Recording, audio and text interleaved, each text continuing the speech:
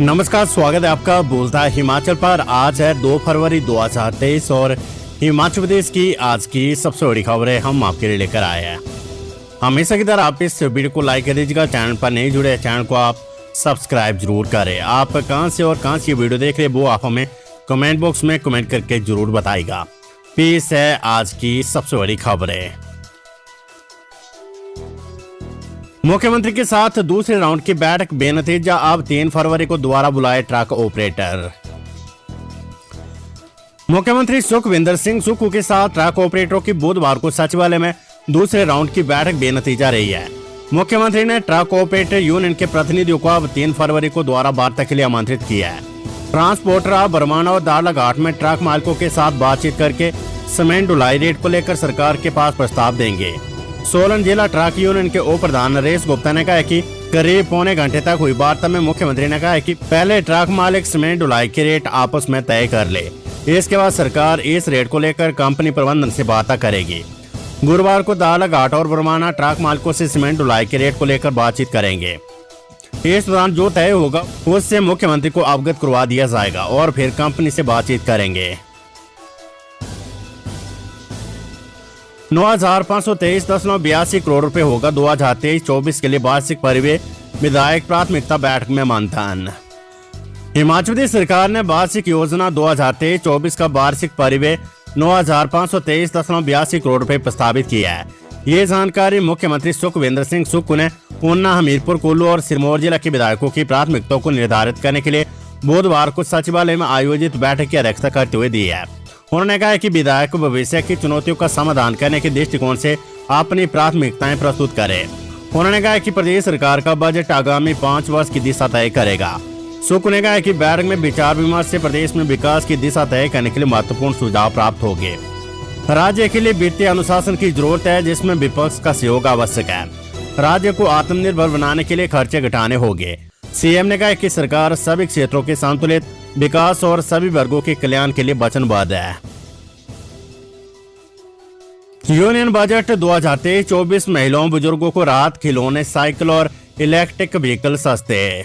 वित्त मंत्री निर्मला सीतारमण ने आम बजट 2023-24 में वेतनभोगी कर्मचारियों को लुभाने वाले प्रावधान के तहत नई कर व्यवस्था में 7 लाख वार्षिक आय को आयकर से पूरी तरह मुक्त किया है।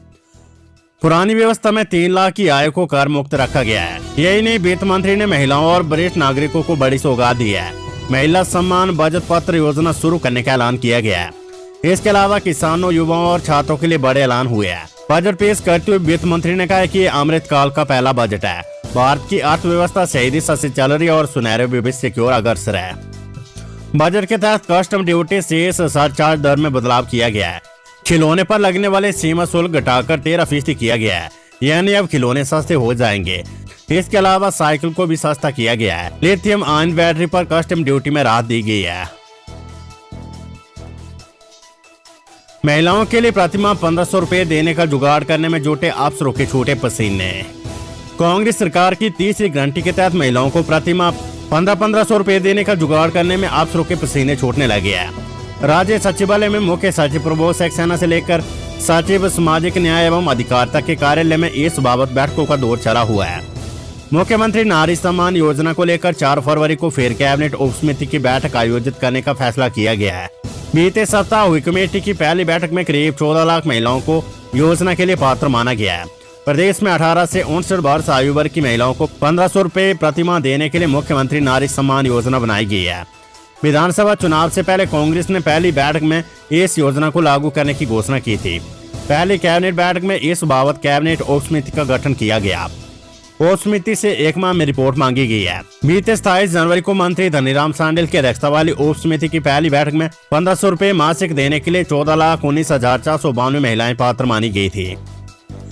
इस राशि को देने पर सुक्खू सरकार पर सालाना करीब 4,000 करोड़ रुपए का वित्तीय बोझ पड़ने का अनुमान है। आप दूसरी बैठक से पहले विभागीय अधिकारी नियम और शर्तें तय करने और बजट का जुगाड़ करने को लेकर मंथन कर रहे हैं।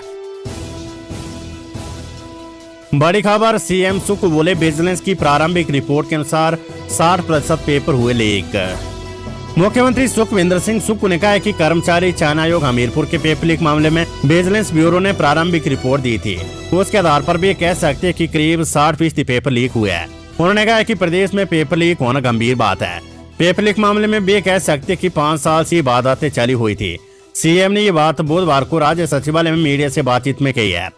सुख ने कहा कि आज या कल बिजनेस ब्यूरो की नई रिपोर्ट भी सरकार को मिलेगी। पुलिस कांस्टेबलों की भर्ती से संबंधित पेपर लीक मामले में सीबीआई ने भी छापे मारे हैं। सीबीआई तो भारत सरकार के अंतर्गत आती है। जब छापे मारे गए तो उसमें कई बातें सामने आई है। पिछले 5 साल से पेपर लीक की बातें चली हुई थी। उल्लेखनीय कि हमीरपुर में जीओआईटी और अन्य पेपर लीक मामले में हमीरपुर स्थित राज्य कर्मचारी चयन आयोग को निलंबित किया गया है।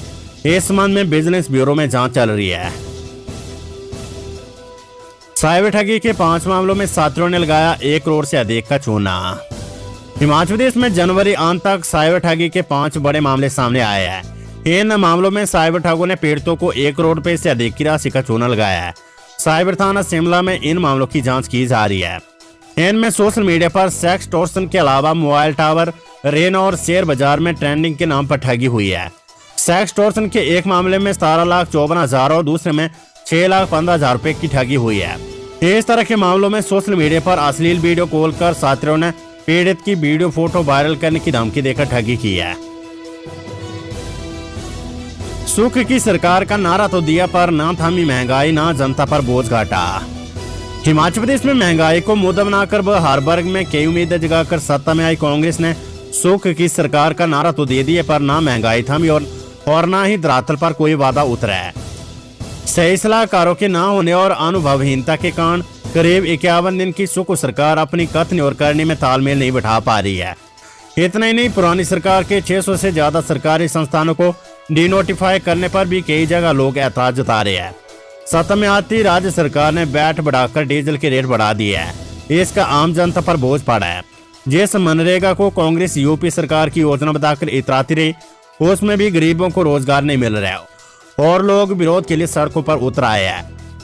कांग्रेस सरकार को अपनी पहली गारंटी पुरानी पेंशन स्कीम ओपीएस देने में अभी वक्त लगेगा, जबकि इसे सरकार में आते तत्काल लागू करने की बात कही गई थी।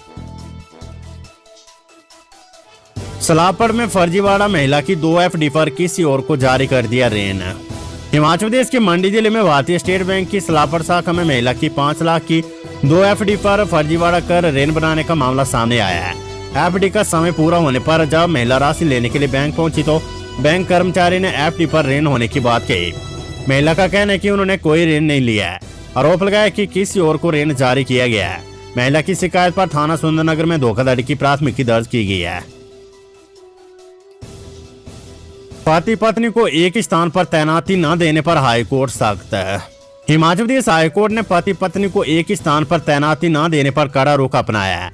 न्यायाधीश सुशील कुकरेजा ने शिक्षा निदेशक को आदेश दिए कि वे याचिकाकर्ता पत्नी को पति की तैनाती वाले स्थान पर समायोजित करे। अदालत ने 10 फरवरी तक अपने आदेशों की अनुपालना रिपोर्ट तलब की है। सिरमौर की सुरेखा चौहान और उनका पति दोनों ही शिक्षा विभाग में शिक्षक के पद पर तैनात है। एचआरटीसी के 10,000 चालक और परिचालक के एरियर ओवरटाइम को तरसे। एचआरटीसी के करीब 10,000 चालक परिचालकों को करीब 3.5 साल से एरियर और रात्रि ओवरटाइम भत्ता नहीं मिल पाया है। इसके चलते चालकों और परिचालकों में निराशा है। चालकों और परिचालकों के अनुसार पूरे प्रदेश के करीब 10,000 परिचालक बीते 3 साल से अधिक समय से एरियर और रात्रि ओवरटाइम भत्ते की अदायगी को लेकर प्रदेश सरकार के आगे अपनी आवाज बुलंद कर रही है, लेकिन समस्या ज्यों की त्यों ही बनी हुई है। साल 2012 में पंजाब की तर्ज पर हिमाचल में ग्रेड पे को 2,400 रुपए किया गया था, लेकिन 2016 में इस ग्रेड पे को वापस 1,900 रुपए कर दिया गया। 3 साल से एरियर और रात्रि भत्ता ओवरटाइम नहीं दिए जाने से भी इस वर्ग में रोष है। सीमेंट विवाद, ट्रक ऑपरेटरों का सरकार के खिलाफ हल्ला बोल, 40 ने दी गिरफ्तारियां। मालवाड़े को लेकर अदानी कंपनी के दारलाघाट और बरवाना सीमेंट प्लांट में 50 दिन से चल रहे विवाद का हल न निकलने पर बुधवार को ट्रक ऑपरेटरों के सब्र का बांध टूट गया। गुस्साए ऑपरेटरों ने प्रदेश की सुखविंदर सिंह सुक्खू सरकार और अदानी कंपनी के खिलाफ हल्ला बोल दिया। ट्रक ऑपरेटरों ने जमकर नारेबाजी की और दारलाघाट में हाईवे पर आधा घंटा जाम लगा दिया। इससे कई वाहन जाम में फंस गए। इस बीच 40 ट्रक ऑपरेटरों ने गिरफ्तारियां भी दी है। बंद पड़े प्लांट खुलवाने में सुक्खू सरकार के नाकाम रहने पर ट्रक ऑपरेटरों ने आक्रोश रैली भी निकाली। ऑपरेटरों ने आरोप लगाया कि राज्य सरकार विवाद हल करने के लिए तारीख पर तारीख दिए जा रही है, जबकि विवाद हल नहीं कर पा रही है। कंपनी का दोहरा कानून, एक जगह पानी मुफ्त और दूसरी जगह दे रहे महंगा। राजधानी के बाद अब शहर से 60 पंचायतों में भी पीने का पानी महंगा करने के फैसले पर घमासान मच गया है। लोगों ने कंपनी को निशाने पर लेते हुए इस फैसले पर सवाल उठाया है। पेयजल कंपनी शिमला शहर के अलावा साथ लगती पंचायत क्षेत्रों के सैकड़ों उपभोक्ताओं को पीने का पानी उपलब्ध करवा रही है, लेकिन एक जगह ये पानी महंगा कर दिया तो दूसरी ओर ये पानी मुफ्त दिया जा रहा है। खबर हमीरपुर से, पहले बना दिया खंड शिक्षा अधिकारी, 1 घंटे के बाद पदोन्नति आदेश रद्द। प्रारंभिक शिक्षा विभाग हमीरपुर में पदोन्नति का एक अजीबोगरीब मामला सामने आया है। यहाँ एक अधिकारी को महज 1 घंटे के लिए खंड प्राइमरी शिक्षा अधिकारी के पद पर पदोन्नत किया गया और उसके बाद पदोन्नति आदेश रद्द कर दिए गया है। शिक्षा विभाग में इस तरह के मामले से जहां विभाग की कार्यप्रणाली पर सवाल उठ रहे, तो वहीं इस मामले की पूरे महकमे में खूब चर्चा हो रही है। प्रतिभा सिंह ने केंद्रीय बजट को बताया दिशाहीन, पर्वतीय क्षेत्रों की अपेक्षा के लगाया आरोप। केंद्र के बजट को लेकर हिमाचल कांग्रेस अध्यक्ष प्रतिभा सिंह ने अपनी प्रतिक्रिया दी है। प्रतिभा सिंह ने बजट पर निराशा व्यक्त करते हुए कहा है कि इससे न तो देश की अर्थव्यवस्था में सुधार होगा और न ही विकास दर बढ़ेगी। उन्होंने कहा कि ये बजट पूरी तरह से दिशाहीन बजट है, जिससे देश में बेरोजगारी और महंगाई बढ़ेगी। उन्होंने इसे जन विरोधी करार देते हुए कहा कि आज के महंगाई के दौर में कर्मचारियों को लुभाने का असफल प्रयास किया गया है। कर्मचारियों को 7 लाख तक की कर छूट को बढ़ाकर कम से कम 12 लाख किया जाना चाहिए। सुख बोले, केंद्र सरकार का वार्षिक बजट मात्र छलावा, विशेष ग्रांट नहीं मिलने से निराशा। सीएम सुख ने कहा कि बजट 2023-24 में हिमाचल प्रदेश के विकास के लिए कुछ भी नहीं है। हिमाचल में रेल और राष्ट्रीय राजमार्गों के विस्तार के लिए कोई प्रावधान नहीं है। आयकर दरों में किए गए बदलाव पर्याप्त नहीं है। आम जनता को इससे और ज्यादा छूट की उम्मीद थी। ये बजट केवल समृद्ध लोगों के पक्ष में है। कर्ज के बोझ से जूझ रहे राज्यों के लिए बजट में कोई विशेष छूट नहीं है। हिमाचल ही नहीं बल्कि देश के अन्य राज्य भी कर्ज के बोझ से जूझ रहे हैं। इनमें पंजाब, दिल्ली और मध्य प्रदेश है। सुख ने कहा कि केंद्र सरकार चाहती तो कम से कम हिमाचल को विशेष ग्रांट दे सकती थी। वर्तमान सरकार को पूर्व सरकार से 75,000 करोड़ रुपए का कर्ज विरासत में मिला है। कर्मचारी और पेंशनरों की 11,000 करोड़ रुपए की देनदारी बकाया है। बजट में छोटे पहाड़ी राज्यों के लिए जून 2022 से समाप्त जीएसटी प्रतिपूर्ति को फिर से शुरू करने के लिए कुछ नहीं कहा गया है। इसकी राज्य के लोगों को काफी उम्मीदें थी। न ही बजट में किसी अन्य माध्यम से वित्त पोषण की बात कही गई है। ये बजट हिमाचल के लिए निराशाजनक रहा है। हिमाचल में अब इलेक्ट्रिक वाहनों में सफर करेंगे परिवहन विभाग के अधिकारी। हिमाचल परिवहन विभाग के निदेशक से लेकर अन्य उच्च अधिकारी अब इलेक्ट्रिक वाहनों से सफर करेंगे।